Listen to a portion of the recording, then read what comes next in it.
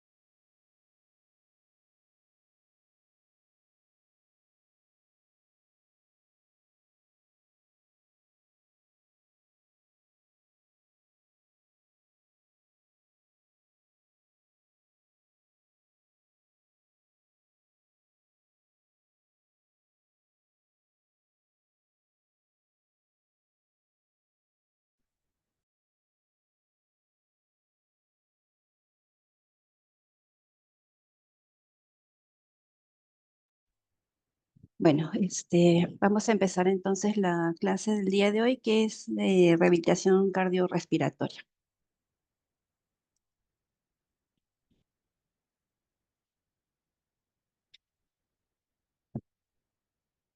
Bueno, primero vamos a empezar con la parte de rehabilitación cardíaca. ¿Sí me escuchan bien, verdad? Sí, Sí, doctora. doctora. Bien, gracias. Con la parte de rehabilitación cardíaca.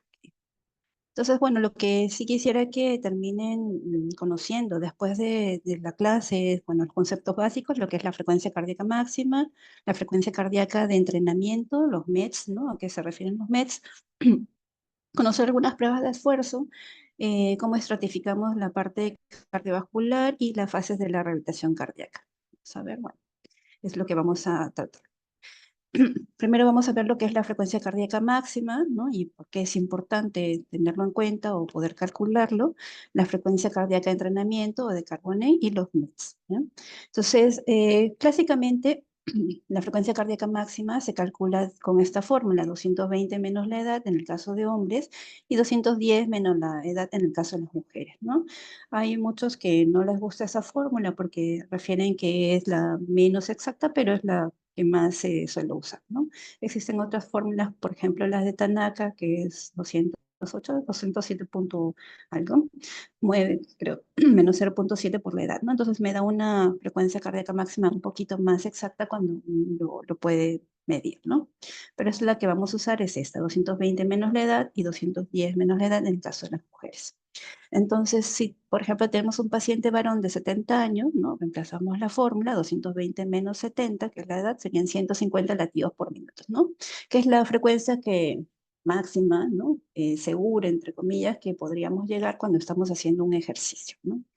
Destinado para el paciente. Y en caso de ser mujer, ¿no? Y tener la misma edad, sería 140 latidos por minuto. Entonces vamos a ver lo que es la frecuencia cardíaca de entrenamiento, ¿no? Porque aquí ya vamos a tener en cuenta la frecuencia cardíaca máxima, tenemos que tener la frecuencia cardíaca de reposo, ¿no?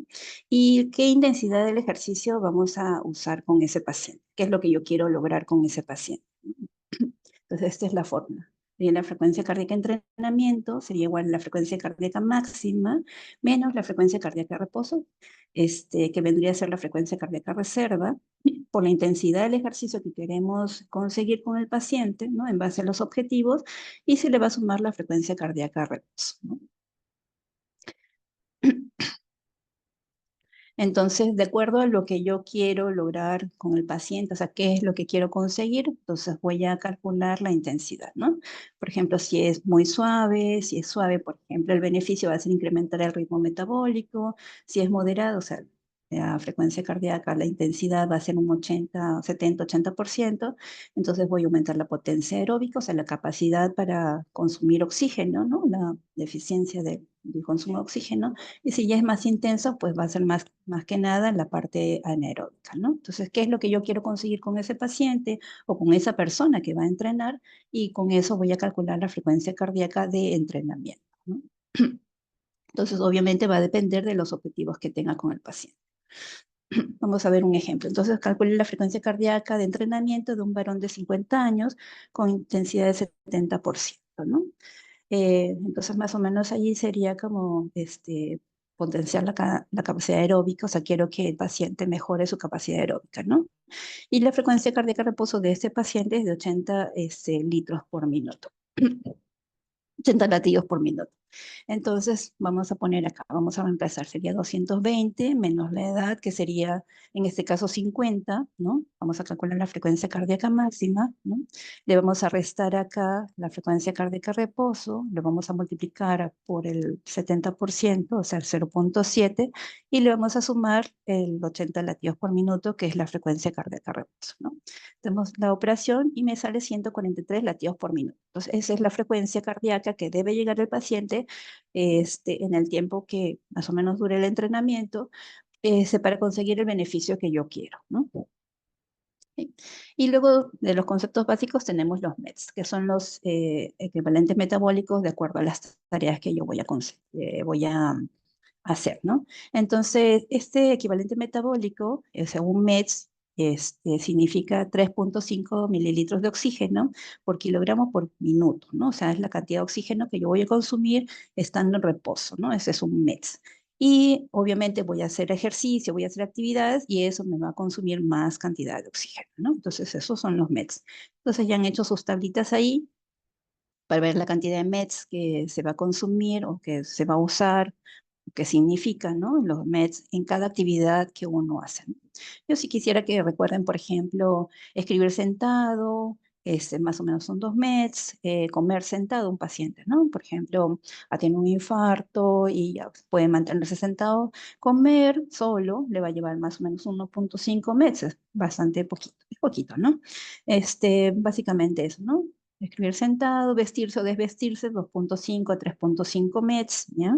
Es importante que lo recuerden porque cuando ustedes le van a decir al paciente qué actividades puede realizar, es importante que sepan la cantidad de METs que va a consumir, ¿no? Por ejemplo, caminar, ¿no? 3,2 a 5 kilómetros por hora. Recuerden que caminar es hasta la velocidad de 5,9 kilómetros por hora, ¿no? Más de eso ya es trotar o correr, ¿no?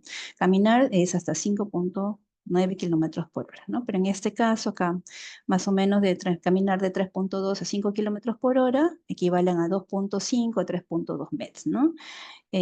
Por ejemplo, bajar escaleras, que es importante que lo recuerden, más o menos 5,2 METs, y subir escaleras, 9 METs. ¿Por qué es importante que lo recuerden? Porque son actividades que el paciente o las personas en general solemos realizar, ¿no? Caminar, bajar escaleras, subir escaleras, comer, ¿no? Entonces es importante que recuerden más o menos cuántos METs significan cada actividad. Y lo otro que también es importante es la escala de Bohr, ¿no? Esta escala de Bohr modificada porque la anterior tenía hasta 20, ¿no? Y acá la modificada ya la han hecho más simple, que es hasta los 10, ¿no? Del 0 al 10. ¿Y para qué me sirve eso? Porque se ha visto una relación bastante buena entre la actividad o cómo el paciente siente la actividad con la frecuencia cardíaca, ¿no? Entonces a veces el paciente, uno ve la frecuencia cardíaca y está todavía baja, pero el paciente dice, no, ya este ejercicio lo siento muy intenso, ¿no? De repente toma algún medicamento que no pueda hacer que eleve la frecuencia cardíaca en la medida en que el paciente está haciendo actividad. Entonces es importante que ustedes tengan la escala de Borg y el paciente le refiera cuánto de intensidad está sintiendo durante el ejercicio, ¿ya? También pasa lo contrario, ¿no? Hay pacientes que uno ve que la frecuencia cardíaca está súper elevada, pero el paciente dice, no, el ejercicio está muy suave, ¿no? Y allí tenemos que tener mucho más cuidado porque el paciente puede llegar a su frecuencia cardíaca máxima y no sentir ninguna molestia, ¿no? Entonces tenemos que tener en cuenta eso también. Bueno, esto de acá solamente para que tengan una idea de cómo se correlacionan, ¿no? La frecuencia cardíaca máxima, el porcentaje de la frecuencia cardíaca máxima con la actividad, ¿no? Según la escala de Born. No es necesario que se lo aprendan, solamente es que lo tengan como referencia. Bueno, y en cuanto a los ejercicios terapéuticos, ¿no? Bueno, es la realización de movimientos corporales de forma planificada y sistemática, para conseguir algún objetivo, ¿no? O sea, uno va a hacer una serie de movimientos corporales, ¿no? Y planificado para conseguir algo que yo quiero que el paciente tenga, ¿no? ¿En base a qué? En base a un objetivo, ¿no? Entonces, básicamente es eso, porque al final, ¿no? Un movimiento, o por ejemplo barrer o subir escaleras, igual es un movimiento corporal, pero no necesariamente es un ejercicio terapéutico, ¿no? Porque no está persiguiendo ningún objetivo específico.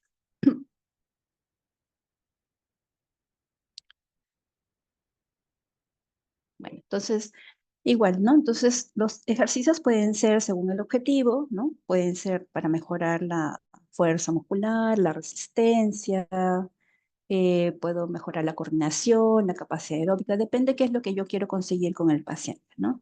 ¿Será lo mismo mejorar la fuerza que la resistencia? ¿Es lo mismo? ¿Será lo mismo?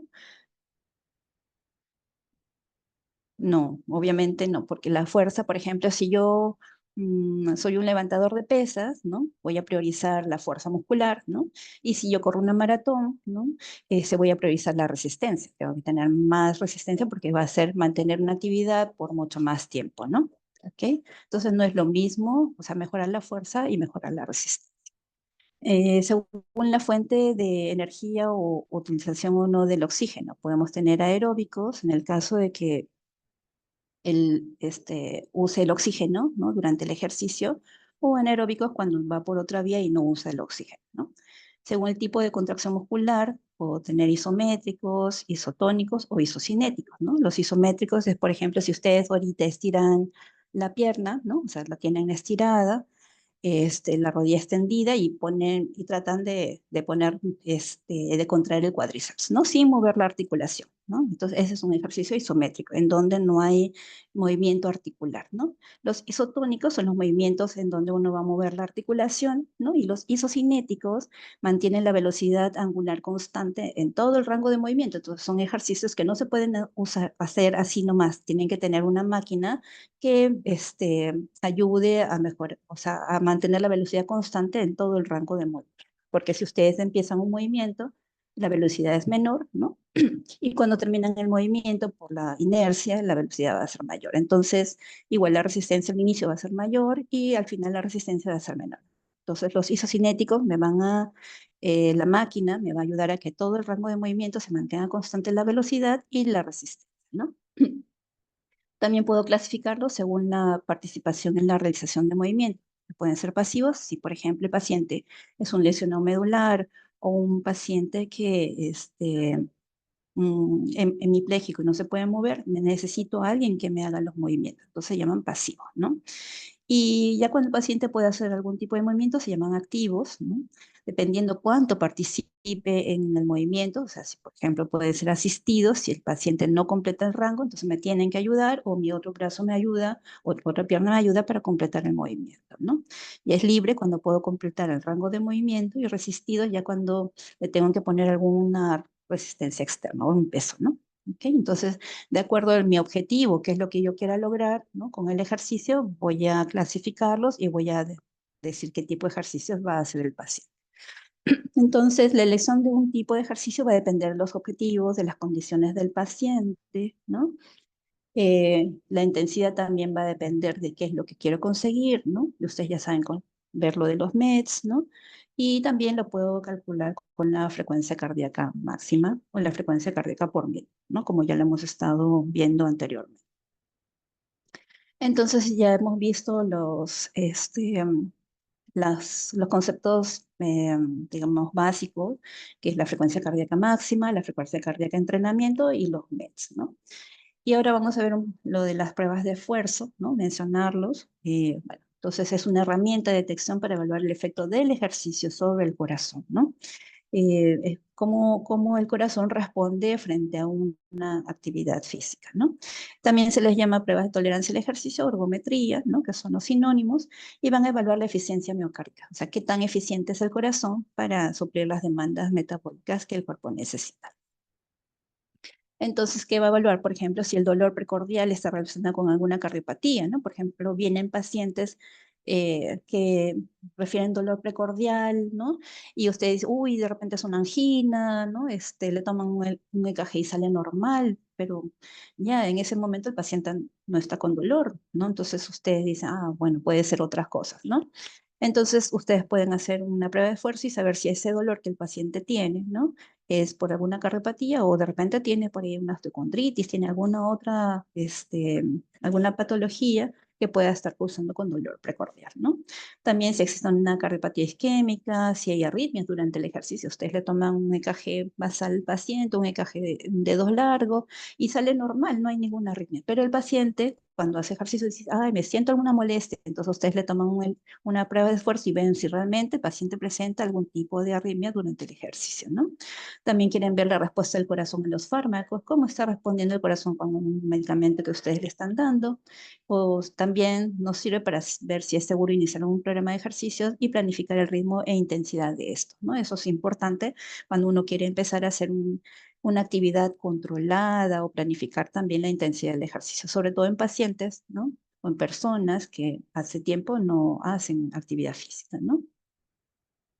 Bueno, algunos cambios hemodinámicos que ustedes ya saben porque son la parte de cardiología, pero para recordarles, ¿no? Que cuando uno hace algún esfuerzo físico, va a aumentar el gasto cardíaco, ¿no? O sea, el volumen minuto, aumenta la frecuencia cardíaca, obviamente, ¿no? Como una respuesta normal, y aumenta la presión arterial, pero tiene que aumentar en forma lineal, ¿no? No puede dispararse así de golpe, porque eso tampoco es una respuesta buena, ¿no?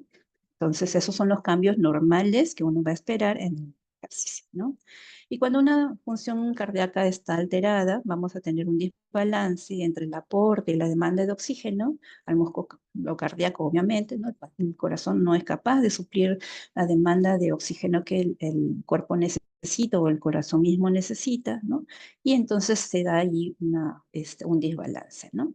También podemos tener un aumento de la presión arterial de manera no adecuada, como les mencionaba anteriormente. Entonces, eso también tenemos que tomar en cuenta a la hora que uno hace una prueba de esfuerzo, ¿no? Entonces, si uno empieza una prueba de esfuerzo y ve que la presión se dispara, ¿no? Por más que el paciente no tenga ninguna molestia, obviamente no podemos continuar con esa prueba de esfuerzo. Tenemos que hacer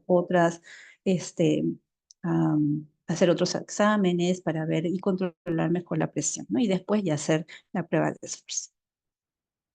Bueno, también sabemos que existen dos tipos de pruebas, que son las submáximas, donde no vamos a alcanzar la frecuencia cardíaca máxima, y también tenemos las pruebas limitadas por ciento, ¿no? Donde lo más probable es que sí lleguemos a alcanzar la frecuencia cardíaca máxima, ¿no? Dependiendo también del paciente, ¿no? Entonces, las primeras se usan al inicio, cuando uno, por ejemplo, el paciente está hospitalizado, tiene un evento cardiovascular, entonces para ver cómo estás funcionando su corazón, qué tan eficiente es, y después, conforme va pasando el tiempo, podría realizar las otras. Existen ya pruebas protocolizadas, ¿no? O sea, estandarizadas, que son las más conocidas, por ejemplo, el protocolo de Bruce, de repente lo han escuchado nombrar, es el que más se usa, ¿ya? Y en el protocolo de Bruce hay un aumento de la velocidad y la inclinación, ¿no? Cada 3 minutos va aumentando la velocidad y aumenta la inclinación, ¿ya? El protocolo de Naughton también aumenta la velocidad y la inclinación, pero de manera más pausada, la velocidad aumenta menos, ¿no? Igual que la inclinación y cada 2 minutos. Y el protocolo de Valke es un protocolo bastante bueno también, donde la velocidad es constante, más o menos 5 kilómetros. Ustedes lo pueden ajustar, ¿no? La velocidad. Si el paciente no puede caminar 5 kilómetros por hora, solamente el paciente camina. O sea, por ejemplo, si un paciente por ahí no puede correr, ¿no? Entonces ustedes no pueden hacer un protocolo de Bruce, por más que el paciente sea joven, ¿ya? Entonces de repente tienen que aplicar el protocolo de Naughton o el protocolo de Valke, donde el paciente solamente va a caminar, ¿no? Entonces mantiene una velocidad constante y ustedes pueden regular la velocidad que ustedes quieran y van variando la inclinación. ¿Okay? Entonces, y existen fórmulas para conseguir la cantidad de METs o de oxígeno máximo, ¿no? Muy bien, entonces el protocolo de Bruce, como les decía, es el más usado, ¿no? Está diseñado para pacientes con capacidad física normal o levemente disminuida y normalmente se va a superar la etapa 3, ¿no? Ustedes ven la etapa 3, más o menos es 9,6 metros, o sea, con eso puede fácilmente subir escaleras, ¿no? No va a tener mayor molestia y con tranquilidad ustedes pueden decir, sí, puede subir las escaleras hasta su casa, ¿no? Este, el protocolo de Naughton está diseñado para pacientes mayores o con mayor compromiso cardíaco, ¿no? Y usualmente van a superar la etapa 6, ¿no? Que son más o menos 6 metros, o sea, puede bajar escaleras, pero no va a poder subir las escaleras, ¿no? Y como ven ustedes, cada 2 minutos aumenta la velocidad y también la inclinación, ¿no? Entonces, eso es la prueba de Naughton. Y como le decía, la prueba de Valke mantiene la velocidad constante, no tiene velocidades acá establecidas como el protocolo de Bruce y Naughton. Ustedes pueden regular la velocidad a la que el paciente puede ir y solamente van a cambiar la inclinación. Y el resultado se saca en base a fórmulas, ¿no? ¿Ok? Bueno, entonces lo otro que ya sabemos, entonces ya tenemos los resultados de las pruebas de esfuerzo, vamos a ver o vamos a tratar de estratificar a los pacientes, ¿no? ¿Por qué? Porque tenemos que saber qué tanto riesgo tiene ese paciente cuando está haciendo actividad física, ¿no? El riesgo de eventos cardiovasculares. Entonces necesitamos ver, uno, la historia clínica, identificar qué factores de riesgo tiene ese paciente, qué comorbilidades, qué hace ejercicio, no hace ejercicio, si es diabético, tiene antecedentes de infarto, lo que sea, pero antecedentes, ¿no? Y factores de riesgo. Y después hago la prueba de esfuerzo físico y con eso lo voy a estratificar, ¿no? Entonces, en bajo riesgo, moderado riesgo y alto, ¿no? Entonces, un bajo riesgo va a ser el paciente que tiene una capacidad funcional mayor o igual de 7 METs, ¿no? La fracción de eyección más de 50%, ha tenido un antecedente IMA no complicada, ausencia de insuficiencia cardíaca congestiva y no arritmias inducidas por el ejercicio, ¿no? Entonces, un paciente de bajo riesgo. El riesgo moderado, tenemos una fracción de eyección entre 40 y 49% y signos y o síntomas a niveles moderados de ejercicio, más o menos entre 5 a 6,9 meses, ¿no? O en el periodo de recuperación. El paciente ya terminó la prueba y ahí tiene signos o síntomas, ¿no? Entonces algo me está diciendo que ese paciente no es, su corazón no está bien, ¿no? Y alto riesgo, por ejemplo, el paciente ha tenido un infarto agudo de miocardio complicado con shock cardiogénico o insuficiencia cardíaca congestiva, la fracción de eyección es menos de 40%, tiene una arritmia ventricular en reposo con el ejercicio, ¿no? Hemodinámica anormal con el ejercicio, signos y síntomas menores, cuando menor de 5 METs, ¿no? O hay un infradesnivel mayor de 2 milímetros en el ST. Entonces ya me está diciendo que ese paciente por ahí de repente no voy a poder hacer ejercicios o si los hago va a ser muy baja intensidad, muy vigilado o solamente voy a hacer la parte respiratoria, ¿no? Entonces tengo que ver que ese paciente tiene mucho riesgo de hacer complicaciones, ¿no? Bueno, y ahora vamos a ver lo de la rehabilitación cardíaca ya propiamente dicha con todos los conocimientos que ya tiene. Bueno, la rehabilitación cardíaca es un programa a largo plazo, supervisado, para ayudar a las personas que presentan alguna cardiopatía a llevar una vida activa y reducir el riesgo de tener otros problemas cardíacos y de esta manera mejorar su calidad de vida. O sea, lo que queremos es que el paciente retome sus actividades o las haga mucho mejor que las que hacía antes y mejorar su calidad de vida, ¿no? Lo que se ha visto es que disminuye la mortalidad, ¿no? Al menos 12% por unidad metabólica de incremento en la capacidad de ejercicio. O sea, si yo hago actividad y de los 6 METs que tenía, y ahora tengo 7, entonces aumento un 12%, o sea, disminuye un 12% la posibilidad de, de tener mortalidad, o sea, de morir, ¿no? Entonces, es importante que el paciente mejore su capacidad funcional, ¿no? ¿Cuáles son las indicaciones de la rehabilitación cardíaca, no? Por ejemplo, un postinfarto de miocardio, una postcirugía de revascularización, una angina de pecho estable, disminución de la fracción de eyección como síntomas de insuficiencia cardíaca, ¿no? Portadores de valvulopatías leves, moderados previo a cirugía valvular, postcirugía valvular también, post-trasplante cardíaco obviamente, y alto riesgo de enfermedad coronaria, ¿no? Pero siempre y cuando, ¿no? El paciente no presente alguna de estas contraindicaciones, ¿no? Cualquier contraindicación es, por ejemplo, un paciente inestable. Cualquier condición inestable, el paciente obviamente no es tributario de hacer rehabilitación cardíaca, ¿no? Por más que haya tenido un infarto hace una semana, y todavía sigue inestable, ustedes dicen, ah, no, pero la indicación es infarto de miocardio. Sí, la indicación es, pero si ahorita está inestable, no puedo empezar a hacer ejercicios ni tampoco la rotación cardíaca, ¿no? Una falla cardíaca descompensada, arritmias no controladas, la presión sistólica más de 200, diastólica más de 100, ¿no? Una pericarditis, miocarditis o endocarditis infecciosa, obviamente no, porque lo puedo embolizar más, ¿no? Aneurisma disecante en la aorta, estenosis aórtica moderada o severa, porque no va a poder el corazón suplir las demandas metabólicas, ¿no? Cardiopatías congénitas severas no corregidas y sobre todo sintomáticas o con repercusión hemodinámica. Fiebre o enfermedad infecciosa aguda, o sea, si el paciente, por ejemplo, ya ha tenido un infarto de miocardio, ¿no? Hace una semana, pero ahorita está con fiebre por alguna infección, ¿no? Obviamente no es tributario de la rehabilitación cardíaca en este momento, ¿no? Un embolismo reciente, una diabetes descontrolada y un problema traumatológico agudo. O sea, por ejemplo, el paciente se infartó, se cayó, se fracturó la pierna. Entonces, obviamente, no va a poder caminar, no puede moverse la pierna, ¿no? Para hacer actividad física. Pero podría de repente hacer algunos ejercicios en brazo o con la otra pierna, ¿no? Entonces, por eso que les puse ahí que es relativo.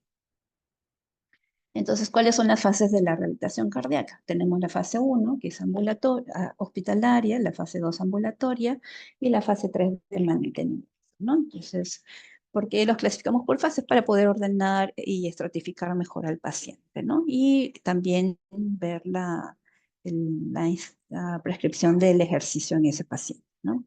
Entonces, la fase hospitalaria normalmente dura de 1 a 4 semanas y se divide en dos etapas, en la sala de unidad de cuidados intensivos coronarios y en el resto de la hospitalización, ¿no? Es diferente un paciente que está en la unidad crítica y otro paciente que ya está en la sala común, ¿no? Entonces, el objetivo va a ser un poquito diferente, ¿ok? Entonces, la fase hospitalaria, ¿ok? Eh, usualmente es 48 horas después del evento, siempre y cuando esté el paciente compensado y esté estable, como les mencioné anteriormente. Y el principal objetivo de esta fase es prevenir el desacondicionamiento físico, ¿no? El paciente antes hacía todas sus cosas y después se hospitaliza y se va desacondicionando físicamente. ¿Qué quiere decir el paciente? El paciente se cansa hasta para comer, le tienen que dar de comer porque el paciente se cansa, ¿no? Entonces se ha desacondicionado físicamente, significa que ni siquiera un 1,5 metros puede hacer, ¿no? Y también eso tiene que ver mucho los familiares, porque a veces, ay, ya pobrecito, te hace infarto, te voy a dar de comer. Y el paciente se va desacondicionando y eso no le ayuda para la recuperación. Entonces, no se olvide que el principal objetivo en esta fase es prevenir o evitar el desacondicionamiento físico, ¿no? Obviamente voy a tratar de evitar complicaciones, que el paciente no le dé una neumonía, ¿no? Se aspire, ¿ya? Pero es importante que tengan en cuenta que tengo que evitar las complicaciones, ¿no? También educar al paciente en la familia y facilitar el alta precoz, ¿no? Que el paciente no se quede hospitalizado mucho tiempo para que no tenga infecciones intrahospitalarias, tenga menos riesgo de eso, ¿no? Se realiza normalmente en la cama del paciente, las sesiones son de corta duración, de 5 a 10 minutos, ¿no? Inicialmente van a hacer la parte respiratoria y después ya van a ser más pasivos y después ya van a hacer ejercicios hasta más o menos 4 meses, ¿no? Y la ideal es que lleguen en buenas condiciones para iniciar la fase 2, ¿ok? Entonces, el principal objetivo de esta fase es prevenir el desacondicionamiento físico. En la fase 2, que es la ambulatoria, ¿no? Dura de 8 a 12 semanas, ¿no? Y se da luego de alta, más o menos hasta las 8 o 12 semanas, y la actividad física se prescribe luego de estratificar el riesgo y con los resultados de un test ergométrico. Es importante que el paciente, antes que empiece esta fase 2, se puede hacer algún test ergométrico para ver en qué estado se encuentra y cuál es el riesgo cardiovascular, ¿no? Entonces, el principal objetivo de esta fase es mejorar la capacidad funcional del paciente, ¿no? El paciente sale y de repente solamente puede hacer 2, 3 metros a vestirse, desvestirse, nada más, ¿no?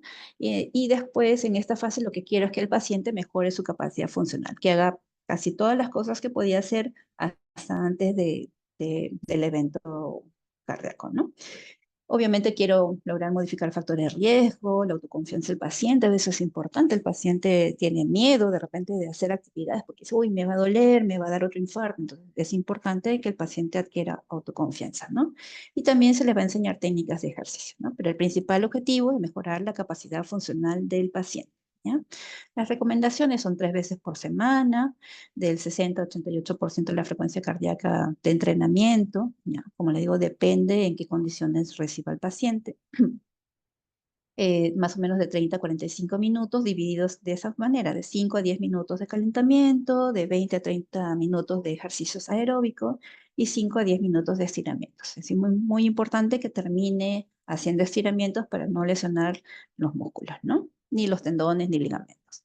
Y lo ideal es que, bueno, lleguen condiciones para llegar a la fase 3 de la rehabilitación cardíaca, ¿ok? Y la fase 3, que ya es de mantenimiento, acuérdense, las fases es importante que se acuerden y es bastante fácil, ¿no? ¿Por qué? Porque uno es hospitalaria, después que hace el paciente sale de alta, entonces es ambulatoria, y la fase 3 de mantenimiento, ¿no? Ya consiguió todo lo ambulatoriamente y después es mantenimiento. Entonces, hospitalaria, ambulatoria y mantenimiento, ¿no? Entonces, en esta etapa ya el paciente ya no va a estar supervisado, o sea, ya no que va a venir acá al hospital a hacer los ejercicios, sino que ya va a estar en su casa haciendo los ejercicios, ¿no? Y igual va a venir a los controles el paciente, pero el ejercicio ya no va a ser supervisado como en la fase 1 y fase 2, ¿no? Bueno, eso obviamente debe ser individualizado y se va a ir progresando para mejorar la intensidad y la duración del ejercicio, igual que la fuerza también, ¿ya? Entonces, en esta fase lo importante es mantener la capacidad funcional, o sea, que el paciente siga, mantenga la capacidad funcional que tenía en la fase 2 y también la pueda mejorar en los casos en que se pueda, ¿no? Obviamente también quiero que mantenga un estilo de vida saludable y reinsertar al paciente en la parte social y laboral, si es que se puede, ¿no? Si es que todavía está en la etapa laboral. Recomendaciones, bueno, es la capacidad funcional, ¿no? Normalmente ingresa a esta etapa de mantenimiento como cuando la capacidad funcional ya es más de 7 METs, ¿no? La fracción de eyección más del 50% y se hace un control y seguimiento periódico, ¿no? Y lo que se quiere es lograr cambios permanentes en el estilo de vida saludable, ¿no? Es a veces un poco difícil.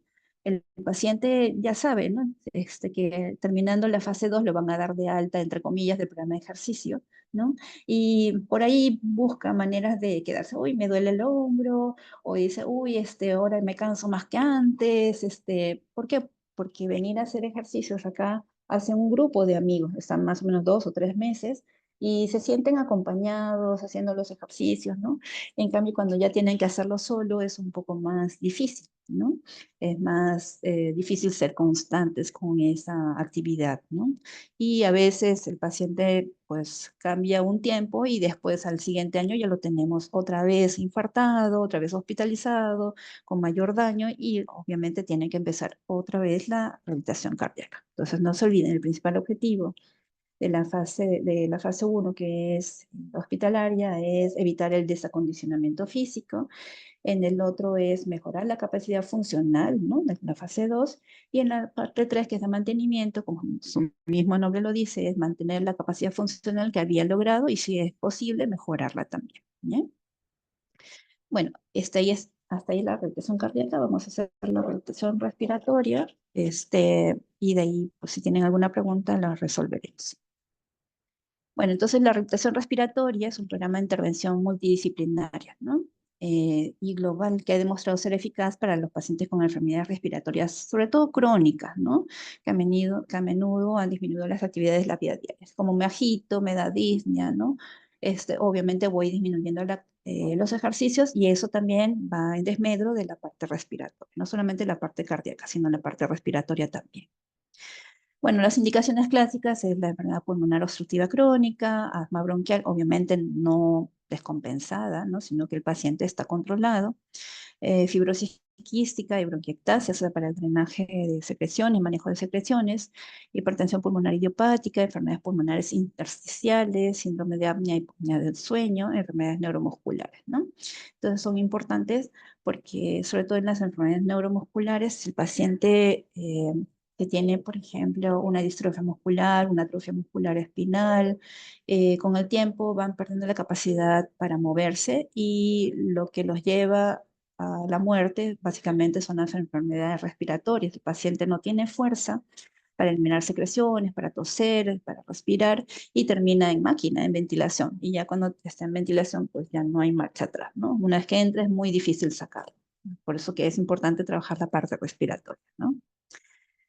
Contraindicaciones. Cualquier proceso activo, ¿no? Por ejemplo, en una enfermedad pulmonar, un absceso pulmonar que está activo, tuberculosis activa y también diagnosticado, entonces obviamente no puede hacer una rehabilitación respiratoria, ¿no? Un neumotórax que todavía no está drenado, ¿no? O sea, le han puesto su tubo, ¿no? Un derrame pleural tampoco, ¿no? Son enfermedades agudas, ¿no? O activas en ese momento, está contraindicado. Pacientes descompensados cardiovascularmente, ¿no? Intervenciones quirúrgicas torácicas recientes, epilepsias descompensadas, en estatus asmático, el paciente que está cerrado, sibilando y que no entra nada no puede salir nada de aire, a ese paciente no le van a hacer la parte respiratoria, ¿no? Está contraindicado ahí, ¿no? Lo van a llenar más de aire, entonces va a ser mucho más difícil para el paciente. Insuficiencia respiratoria severa con Grand Disney, ¿no?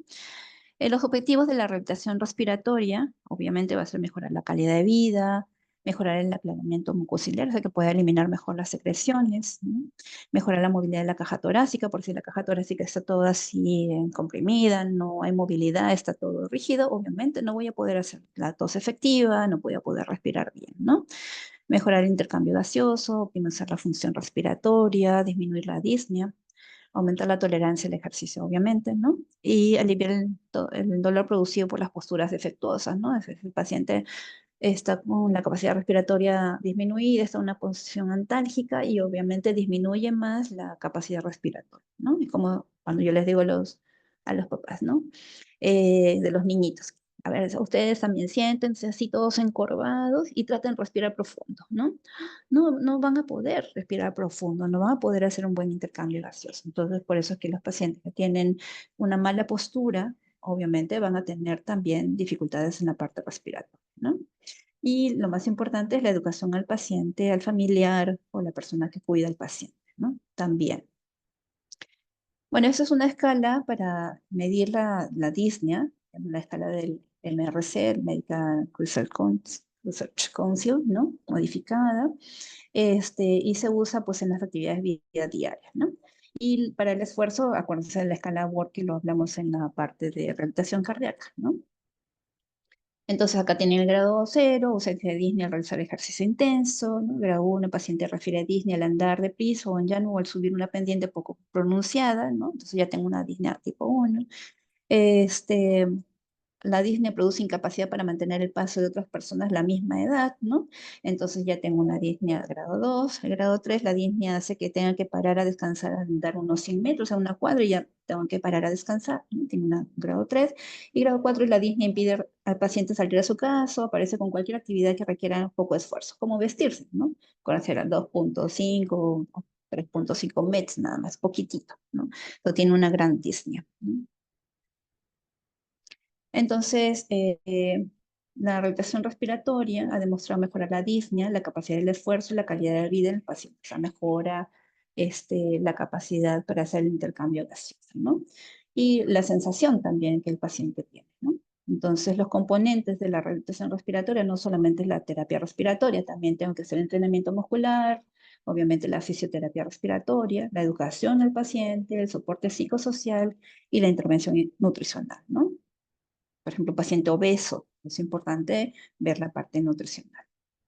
En la parte del entrenamiento muscular, vamos a ver un entrenamiento muscular general, entrenamiento de tipo aeróbico o de resistencia muscular también, entrenamiento interválico puede ser, ¿no? Los HIITs, los famosos HIIT, donde el paciente hace una actividad intensa por poquito tiempo y después una actividad más leve o moderada durante un poco más de tiempo, ¿no? Entrenamiento de la fuerza y de los músculos respiratorios que también hay que hacerlos. En la parte de la fisioterapia respiratoria, ¿no? Se trabaja las técnicas de permeabilización de la vía aérea, o sea, la parte de manejo de secreciones, ¿no? Reeducación respiratoria, porque a veces respiramos muy mal, ¿no? Y las técnicas de relajación que son importantes para que el paciente respire mejor, ¿no? Y bueno, eso ya es simplemente ya para terminar, ¿no? Los niveles de evidencia, o sea, qué es lo que se ha demostrado con la parte de la rotación respiratoria, ¿no? Si entrenó piernas, nivel de evidencia, ¿no? O sea, que tiene una evidencia alta, de brazos A, ¿no? De los músculos respiratorios, según la American Thoracic Society, B, ¿no? La fisioterapia dice nivel B, ¿no? Y apoyo psicosocial C, ¿no? En los beneficios de mejorar la disnea, evidencia, calidad de vida también nada, ¿no? La supervivencia, bueno, referencia, ¿no? Este, y también la capacidad funcional, nivel de evidencia, ¿no? Calidad de vida relacionada a salud, nivel A, la disnea, la mejora la que vimos, nivel A, y las ventajas económicas también, ¿no? Entonces, eso era lo que quería mencionarles. No sé si tienen alguna pregunta, alguna duda. Es una clase bastante larga, bastante compleja también, ¿no? Pero yo creo que lo más importante que tienen que am, acordarse, ¿no? Es los beneficios que podría tener el ejercicio, ¿no? Y qué objetivos ustedes quieren conseguir con el ejercicio, ¿no? Y lo otro que tienen que recordar es sobre la parte de rehabilitación cardíaca, ¿no? Eh, con todos los conceptos que ya vimos, que hay determinadas fases para la rehabilitación, ¿no? Y que van a depender de cómo se encuentra el paciente y siempre es importante hacer pruebas, ¿no? Ergométricas o funcionales o de esfuerzo para ver en qué condiciones lo estoy recibiendo el paciente. Si yo no tengo ninguna prueba, no sé en qué condiciones está el paciente y cuando termine la fase de la rehabilitación, ya sea la actividad física que ustedes planteen para el paciente, ¿no? No van a saber cuánto ha mejorado ese paciente, ¿no? Entonces, a veces viene un paciente obeso y dice, ah, tiene que ir a caminar, ¿no? Y pero no basta con decir que va a caminar, pero ¿qué más va a hacer ese paciente? ¿Con caminar solito va a bajar de peso? No, ¿no? Con hacer solamente dieta, no, tampoco, ¿no? Entonces tienen que ver, si ese paciente además tiene dolor de rodillas, o se le dice, vaya a caminar, no, no va a poder hacerlo, ¿no? Entonces tienen que evaluar el paciente en global para ver qué tipo de ejercicio es más indicado y qué tanta intensidad el ejercicio tiene que hacer. Ah, hay alguien que estaba levantando su mano, no, habrá.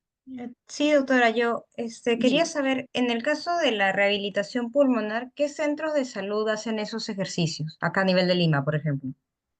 Bueno, normalmente casi todos los centros de salud que tienen rehabilitación, ¿no?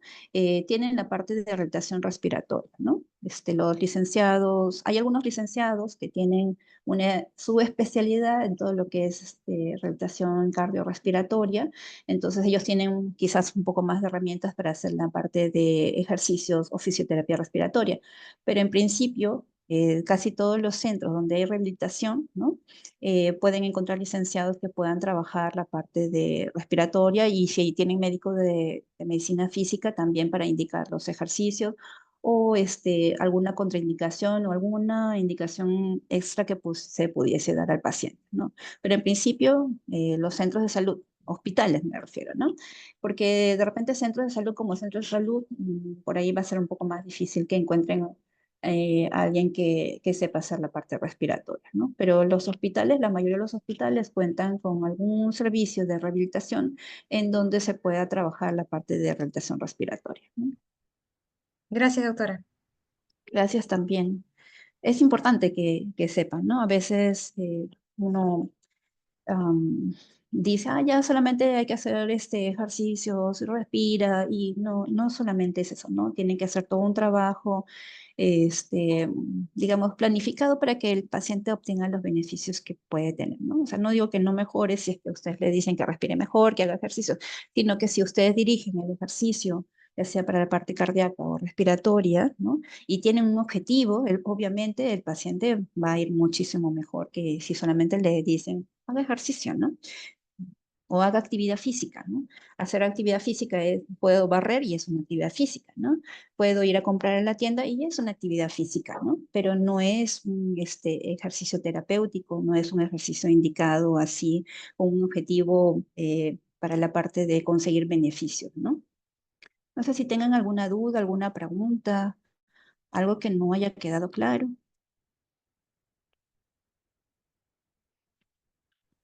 Doctora, buenos días. Sí, buenos días. Sí, una consulta. Para lo que es rehabilitación cardíaca, el tiempo de inicio luego de una cirugía, no recuerdo, no escuché bien si lo dijo o Ah, ya, no. ya, ok. ¿Hay un tiempo para Sí, inicio? sí, acá está. Entonces, en la fase uno, ¿no?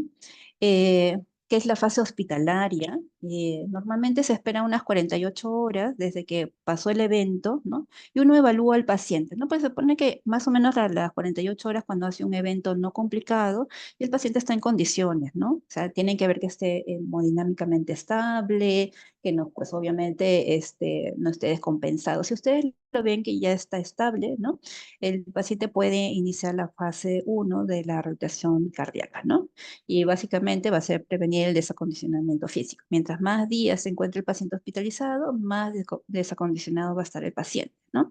Pero por eso es importante que puedan por ahí trabajar. Entonces, usualmente es 48 horas después del evento, siempre y cuando a esas 48 horas el paciente esté estable, ¿no? Estable hemodinámicamente. O sea, significa que la presión está estable, que ya no hay ningún riesgo de que se vuelva a reinfartar, que haga arritmias, ¿no? Ustedes saben que el paciente usualmente cuando es un infarto se fallece cuando está hospitalizado porque hace arritmias, ¿no?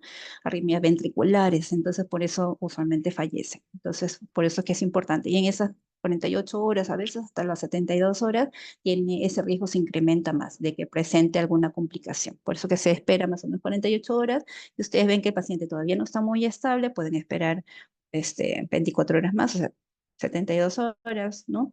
O hasta, bueno, hasta 72 horas para el paciente poder empezar eh, la rehabilitación, ¿no? Sí, Sí, ¿alguien doctora, más? gracias. ¿Alguien más ha levantado la mano? Doctora, buenos días. Sí, buenos días. Doctora, disculpe, se sabe que acá a nivel nacional es bastante común la tuberculosis. Entonces, quería saber cómo está enfocado la rehabilitación respiratoria para las secuelas que deja esta enfermedad. Ok, sí, fue muy buena pregunta. Miren, como les decía, cuando está en una fase activa, ¿ya? Antes, se decía que, o sea, por ejemplo, si el paciente tenía tuberculosis, ¿no?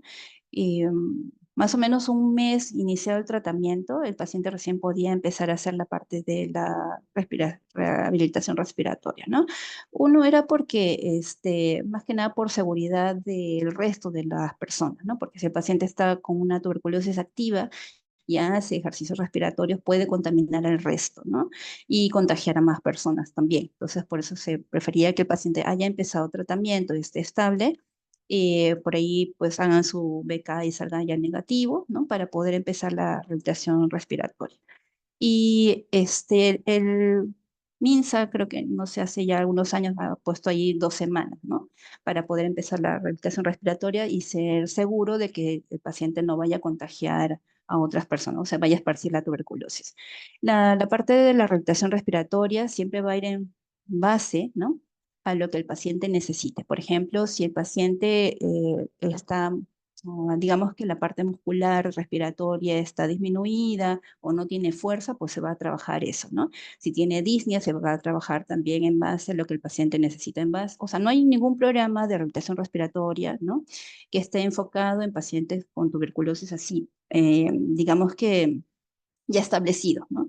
Lo que se hace es, si el paciente lo necesita, ¿no? Se le va dando las herramientas que requiera para mejorar la capacidad respiratoria, ¿no? Pero sí, es una pregunta importante y me has hecho pensar que de repente sí se podría hacer algún plan de tratamiento en base a la rehabilitación respiratoria que no se está haciendo en esos pacientes. Gracias. Sí, no sé quién más se levantó, no, no puedo ver a ver quién más me Yo, levantado la doctora, mano. buenos Gracias, días. Dime. doctora. Ya, gracias también. Es Sí, buena la sugerencia. Sí, sí, dime, dime. doctora, yo tengo una pregunta. ¿Hay una contraindicación en la que sí o sí no se puede hacer actividad física en la rehabilitación cardíaca? Ah, ya, las contraindicaciones. ¿En quiénes no se podrían hacer ejercicios en la Sí, rehabilitación cardíaca? Ya. sí, doctora. Mire, por ejemplo, estas son las contraindicaciones de la rehabilitación cardíaca, ¿ya? Por ejemplo, si el paciente tiene una angina inestable, o sea, el paciente que empieza a caminar y por ahí tiene dolor, obviamente, y no está controlado, no está medicado, o así está medicado y no está controlado, está inestable, ese paciente no puede hacer ejercicio, ¿no? Porque en cualquier momento se infarta, ¿no? Una falla cardíaca, o sea, tienes una insuficiencia cardíaca descompensada, está lleno de secreciones, pero porque está lleno, está encharcado, o sea, el pulmón está lleno del líquido, no porque tiene derrame, sino porque está lleno de agua, porque tiene una insuficiencia cardíaca descompensada, ese paciente no puede hacer palpitación cardíaca, ¿no? Tienes una arritmia no controlada, un bloqueo auriculoventricular, el paciente no, porque no, su corazón no va a poder suplir las demandas metabólicas, no va a poder bombear la cantidad de sangre que el cuerpo necesita cuando uno hace una actividad física, ¿no? Si la presión está más de 200 o la diastólica más de 100, por ejemplo. Si tiene una pericarditis, tampoco, porque obviamente va a ser más restrictivo. El corazón no va a poder bombear, no se va a poder llenar de sangre para poder bombear como debería, ¿no? O si tienes una endocarditis, obviamente haces ejercicio y puedes embolizar ese émbolo infeccioso y hacer complicaciones, ¿no? Si tienes un aneurisma disecante en la aorta, tampoco, porque obviamente haces ejercicio, haces esfuerzo y el paciente revienta ese aneurisma, ¿no? Si tienes una estenosis aórtica, ¿no? Porque el corazón como va a querer bombear y como tiene una estenosis no va a poder hacerlo y obviamente va a sufrir más, ¿no? Entonces, cardiopatías congénitas severas o sintomáticas o hemodinámicamente descompensadas no puede hacer, ¿no? Estas son ya un poco más relativas porque si está con fiebre, como les decía, o tiene una infección en ese momento, bueno, no va a poder hacerlo, pero mejora la infección y obviamente el paciente puede hacer los ejercicios, ¿no? Si tienes una diabetes descontrolada, ¿no? Si es un traumatológico, un problema, una fractura, por ejemplo, les decía, ¿no? El paciente tuvo un infarto, se cayó, se fracturó el brazo, ¿no? El brazo derecho. Entonces, obviamente sí puede caminar, ¿no? Pero no le puedo pues exigir mucho a ese paciente, ¿no? Y el otro brazo puede moverlo, pero no puedo hacer la actividad física como yo quisiera, ¿no? Que muchas veces al inicio, cuando el paciente está recién hospitalizado, es básicamente la parte respiratoria y bastantes movimientos de brazos, ¿no? Para mejorar la capacidad respiratoria también. Entonces, si el paciente está con una fractura del brazo y no se puede mover, entonces va a ser un poco más difícil hacer la parte de la rehabilitación cardíaca, ¿no? No sé si eso contesta las preguntas. La Sí, pregunta doctora, que me hizo. gracias. ¿Y alguna otra duda, pregunta? Sí, doctora, yo quisiera saber qué ejercicios se puede recomendar a un paciente que tenga como secuela de COVID una bronquiectasia. Ah, ya. O sea, por ejemplo, si el paciente tiene una bronquiectasia, lo ideal es, bueno, uno ver existen, bueno, técnicas de drenaje bronquial, ¿ya? Acá no los he puesto, pero lo puedes buscar como técnicas de drenaje. Uno es que tienes que mejorar la capacidad ventilatoria del paciente, no solamente es enfocarte en la bronquiectasia, ¿no? Sino en la parte respiratoria también, para que pueda respirar mejor, ventilar mejor, y después haces técnicas o sea, de drenaje bronquial, ¿no? Existen posiciones en donde uno puede ir colocando al paciente para determinados bronquios, ¿no? O sea, para drenar determinados bronquios. Uno lo va moviendo y de acuerdo a eso van haciendo que las secreciones vayan saliendo. Lo otro es maniobras para que el paciente mejore la tos, ¿no? Porque si no tiene una tos efectiva, tampoco va a ser, o sea, tan fácil para que el paciente elimine secreciones, ¿no? Entonces, primero tienes que evaluar, uno, la parte nutricional del paciente, la parte respiratoria, qué tanto fuerza tiene el paciente para los músculos respiratorios, cómo moviliza, por ejemplo, el diafragma, o si usa el diafragma, ¿no? La capacidad para toser, y después existen, como les decía, técnicas de drenaje bronquial, ¿no? Que son básicamente pasivas, ¿no? Pasivas en el sentido de que ustedes van a ir posicionándose para ir haciendo el drenaje bronquial. Por ejemplo, ¿no? No tanto en las bronquitas, por ejemplo, los pacientitos que tenemos nosotros, y ustedes también lo pueden aplicar en los pacientes adultos, ¿no? La mayoría, como uno los mira siempre para el lado derecho, la mayoría siempre se echa para el lado derecho. Entonces, ¿qué es lo que tenemos? A veces en los chiquitos, sobre todo, atelectasias en ese lado, en el lado derecho, ¿ya? ¿Por qué? Porque casi todo el tiempo están echados para ese lado, ¿no? Entonces, todas las secreciones se van acumulando y por la gravedad van yendo al lado derecho. Entonces, lo que les recomiendo cuando están hospitalizados es también movilizarlos a los pacientes, ¿no? O sea, los cambian de posición, de boca abajo, boca arriba, del lado derecho al lado izquierdo, se sientan, se paran, respiran, ¿no?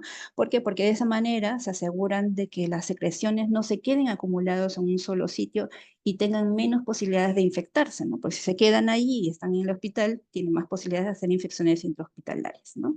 Por eso que es importante. Y mire, es una cosa sencilla que podrían ustedes aplicar en todos los pacientes, solamente el hecho de cambiarlos de posición hace que puedan mejorar. Claro, las atelectasias son más frecuentes en los niños más chiquitos por la forma que tienen sus alvéolos, ¿no? Que no tienen esos poros de Kohn ni los conductos de Lambert que comunican los alvéolos y se colapsan, pero igual en el adulto puede pasar, ¿no? Ya me desvío un poquito. No sé si contesté la pregunta de las bronquiectasias. Sí, doctora, gracias. Gracias también. Es bastante frecuente en la fibrosis quística y ahora cada vez tenemos más pacientes con fibrosis quística, obviamente porque ha mejorado mucho la parte de los medicamentos, ¿no? La parte respiratoria también se les hace a los pacientes, ¿no? Entonces, como es que su calidad, su expectativa de vida se ha incrementado, ¿no? Y también tenemos más pacientes con fibrosis quística cada vez, ¿no? No sé si tengan alguna duda más, alguna pregunta. Sí, doctora. Dime. Eh, en algún momento vi que decían que era, o sea, que no era adecuado que la persona operara el corazón o con problemas cardíacos hiciera trabajos con los brazos por encima de los hombros y hablaban sobre el tema de modificación del entorno, ¿no? Para tratar de evitar justamente ese riesgo. Esa modificación incluso creo que la valoraban para ver el tema de los meds y cuánto esfuerzo hacían cuando hacían en las actividades, incluso en su casa. ¿Eso igual lo indicamos también nosotros o quién lo indica o Es cómo se... que, mira, lo que pasa, discúlpame, ya te corté. Sí, cuando al principio cuando el paciente está hospitalizado, ¿no? Sí se pueden hacer ejercicios. Cuando es el ejercicio por encima del hombro, gasta mucho más, genera un poco más de esfuerzo que cuando es a nivel de los hombros, eso es cierto, ¿no?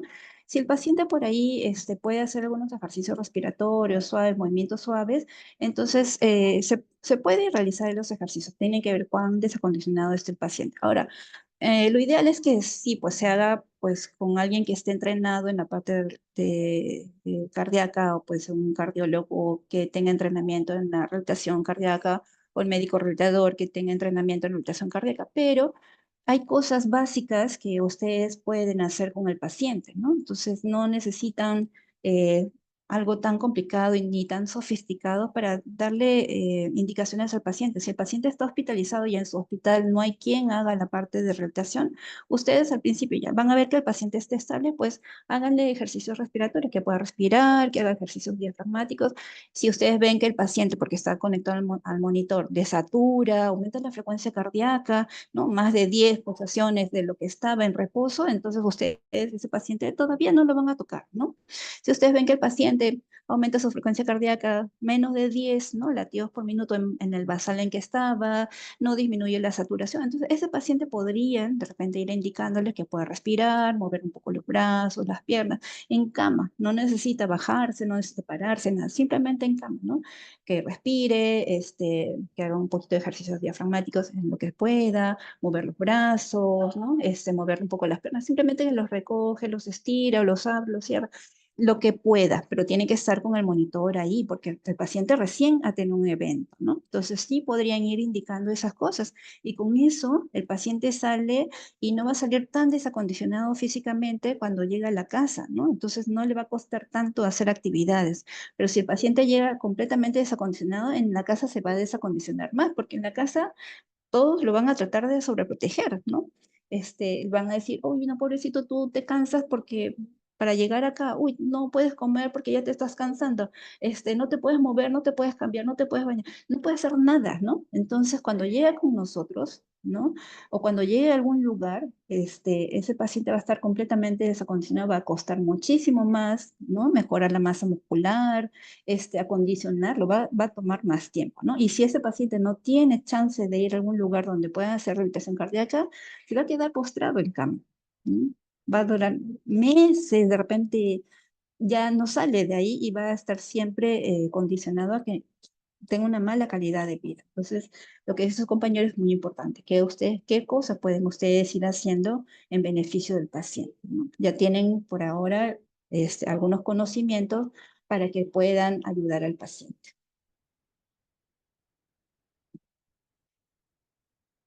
¿Alguna otra pregunta? Gracias, doctora. Gracias también por la pregunta. Como le digo, Doctora, sí. dime. Sobre los ejercicios terapéuticos, explicó sobre, según el tipo de contracción muscular, ¿no? En rehabilitación cardíaca, Ujú. sobre los isométricos, isotónicos, isocinéticos. ¿Me podría explicar un poquito sobre estos tres, las diferencias? Ay. Sí. Vamos a ver. Bueno, obviamente hay un montón de tipos de contracción, pero bueno, lo más importante son eso, los isométricos. Los isométricos significa, o sea, iso, todos son iso, ¿no? Métrico, igual medida. O sea, significa que el músculo no va a cambiar. O sea, por ejemplo, si ustedes ahorita, ¿no? Flexionan el brazo, ¿no? Flexionan el brazo, ahí están haciendo un ejercicio isotónico porque el músculo no se está quedando en la misma longitud, ¿no? Cuando ustedes hacen un isométrico, por ejemplo, es como que, como yo les decía, estiran la pierna, ¿no? Estiran la pierna y tratan de contraer el cuádriceps, lo ponen duro ahí, ¿no? Pueden hacer, pero no están doblando la rodilla. Ese es un ejercicio isométrico, no hay movimiento articular, ¿ya? Cuando ustedes lo ponen duro. Entonces, en esos ejercicios isométricos, por ejemplo, si el paciente no puede mover una articulación porque tenía una lesión, lo que sea, podrían empezar con ejercicios isométricos para ir ganando masa muscular. Acuérdense que la masa muscular demora el doble de tiempo para recuperarse después de una lesión. O sea, si yo estoy 2 semanas en cama, que no muevo nada los músculos, necesito casi un mes para recuperar esa masa muscular, ¿no? Por eso que es importante que el paciente, así no pueda moverse, pueda ir haciendo un poquito de ejercicio, ¿no? Los isotónicos ya tienen que ver el cambio de rango articular, ¿no? O sea, ustedes flexionan la rodilla, ¿no? Entonces, a la hora que flexionan la rodilla, ya están haciendo un ejercicio isotónico, ¿no? El músculo se está cortando y también se está alargando, ¿no? Y los otros son los ejercicios isocinéticos, ¿no? Los ejercicios isocinéticos sí necesitan un equipo para poder hacerlo, porque ahí tienen que tener una velocidad eh, y una fuerza constante en todo el rango de movimiento. Cuando ustedes hacen un ejercicio isotónico, o sea, mueven, estiran y mueven el brazo, al inicio cuando ustedes quieren mover el brazo, quieren flexionar el brazo, por ejemplo, ustedes van a sentir más resistencia, ¿no? Y la velocidad es menor. Y cuando terminan el movimiento, ¿no? Ustedes sienten que es más rápido, la velocidad es mayor y la resistencia es menor, ¿no? Entonces, ustedes no pueden hacer un ejercicio isocinético sin ningún equipo, ¿no? Porque siempre la velocidad angular y la fuerza van a ir cambiando dependiendo del esfuerzo que el paciente haga, ¿no? Cuando tienen un equipo isocinético, les va a mejorar la fuerza, ¿no? En todo el rango de movimiento, ¿no? Entonces, por eso es que muchas veces son los centros donde se hace ejercicio o son los deportistas calificados en otros países, tienen equipos isocinéticos para mejorar la fuerza y la velocidad en todo el rango de movimiento, porque cuando ustedes hacen ejercicios con pesas, ¿no? La fuerza la van a usar más al inicio, van a tener más fuerza al inicio, pero después ya no por la inercia, ¿no? Entonces, eso se llaman ejercicios isométricos, isotónicos e isocinéticos, ¿no? Ahora, Sí, los isotónicos, tenemos los concéntricos y los excéntricos. Antes de terminar, porque ya se nos va a pasar el tiempo. Los concéntricos son, por ejemplo, cuando ustedes levantan un peso, ¿no? Vamos a usar de ejemplo el bíceps braquial, ¿no? Cuando ustedes levantan un peso, ¿no? El bíceps braquial se está contrayendo en forma concéntrica, o sea, se está acortando, ¿no? Y el que me controla el movimiento para que no se me vaya el brazo es el tríceps, ¿no? Que es el antagonista. Entonces, ese está haciendo un ejercicio excéntrico, o sea, se está estirando mientras se va contrayendo, ¿no? Entonces, es importante que sepan que existen esos dos tipos de ejercicios, el concéntrico y el excéntrico, porque en muchas lesiones se prefiere usar ejercicios excéntricos de algunos músculos para mejorarlo, ¿no? Por ejemplo, si ustedes suben escaleras, ¿no? El pie que sube, ¿no? El cuádriceps va a actuar cuando el paciente, o sea, la persona sube la escalera, ¿no? Va a ser de manera concéntrica y el isquiotibial va a contraerse en forma excéntrica, ¿no? ¿Qué pasa si yo no tengo ese equilibrio? Entonces me voy, ¿no? Me voy a sobreestirar de repente el cuádriceps, ¿no? O si tengo el bíceps braquial y no tengo el excéntrico, entonces levanto una pesa y me puedo golpear en el peso, ¿no? Porque el excéntrico no me está ayudando, ¿no? Bueno, no sé si quedó claro el isométrico, isotónico e isocinético. sí, doctora, muchas gracias. Ok. ¿Alguna última pregunta? Porque ya son las 9:13 y creo que el examen es 9:20.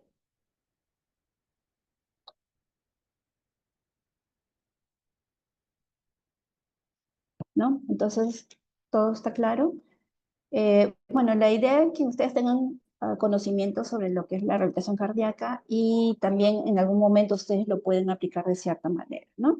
Eh, no es, el tema es bastante extenso, no es que sea tan complicado, pero sí es importante que por ahí, si es que se puede hacer una prueba de esfuerzo, pues háganlo, ¿no? Existen un montón de pruebas de esfuerzo disponibles, protocolos diferentes, no necesitan usar el de Naughton, el de Bruce, que es el más conocido, podrían usar el Open, donde ustedes deciden la velocidad, la inclinación, el tiempo, ¿no?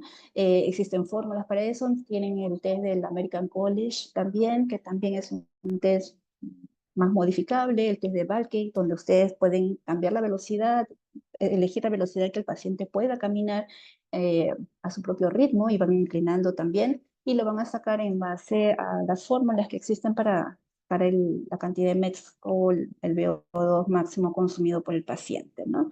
Entonces, pueden hacerlo, no necesitan de repente algo tan elaborado, pero pueden hacer, existen otros test que pueden hacerlo en campo, caminando nada más, y para ver cuánto el paciente puede o cuán eficiente es en el ejercicio y cuán seguro es hacer la actividad física, ¿no?